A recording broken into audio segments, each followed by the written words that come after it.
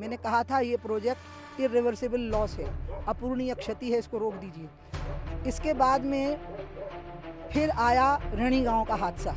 तब भी मैं आई और मैंने ये कहा कि देखिए ये ऋणी गांव का हादसा इंगित कर रहा है कि जोशीमठ में कुछ ना हो जाए। विकास और विनाश ये दोनों साथ नहीं चलेंगे, विकास और आस्था ये दोनों साथ चलेंगे, विकास और मानव जीवन ये दोनों साथ चलेंगे, विकास और पर्यावरण और प्रकृति ये दोनों साथ चलेंगे। जोशीमठ पर बहुत खतरे आए हैं और जोशीमठ सब खतरों को पार किया, इसको भी पार करेगा।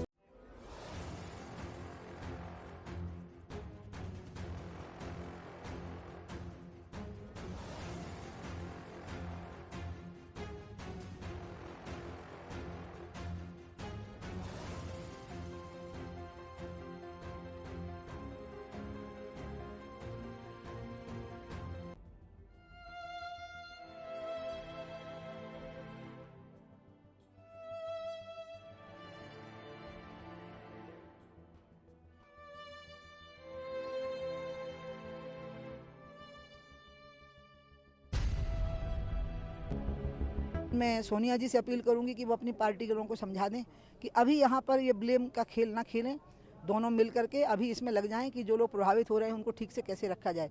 अब आ रही है तीसरी बात कि ये हुआ क्यों है। में एक्सपर्ट आ गए हैं, पीएमओ के एक्सपर्ट आ गए हैं, पर्यावरण के एक्सपर्ट आ गए हैं, जल संसाधन के एक्सपर्ट आ गए हैं, वो एक निष्कर्ष पे आएंगे।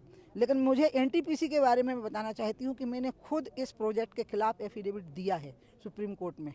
वो दिया है 2017 में, जिस पर पर्यावरण मंत्रालय और ऊर्जा मंत्रालय ने सहमति नहीं दी, क्योंकि उन दोनों मंत्रालयों की सहमति चाहिए थी। मैंने कहा था ये प्रोजेक्ट इरिवर्सिबल लॉस है, अपूरणीय क्षति है, इसको रोक दीजिए।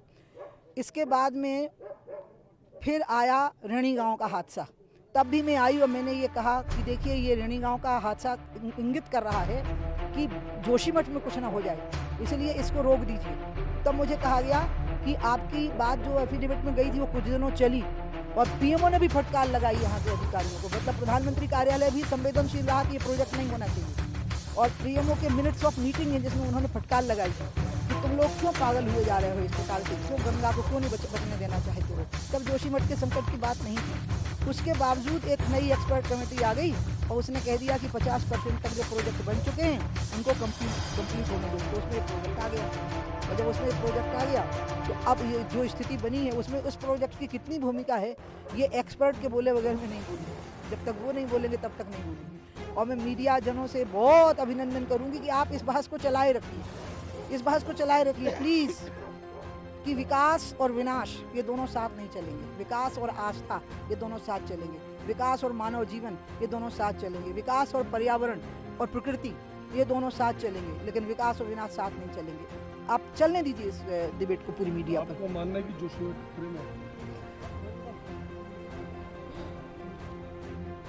जोशीमठ पर बहुत खतरे आए हैं और जोशीमठ सब खतरों को पार किया, इसको भी पार करेगा। पुष्कर धामी जैसा मुख्यमंत्री है, वो बहुत ही ऋषि मुनि जैसा मुख्यमंत्री है। उनके होते हुए और मोदी जैसे महायोगी जो हिमालय से ही आशीर्वाद लेके गए, उनके होते हुए जोशीमठ पे संकट मंडराएगा, लेकिन संकट के बादल हटा दिए जाएंगे।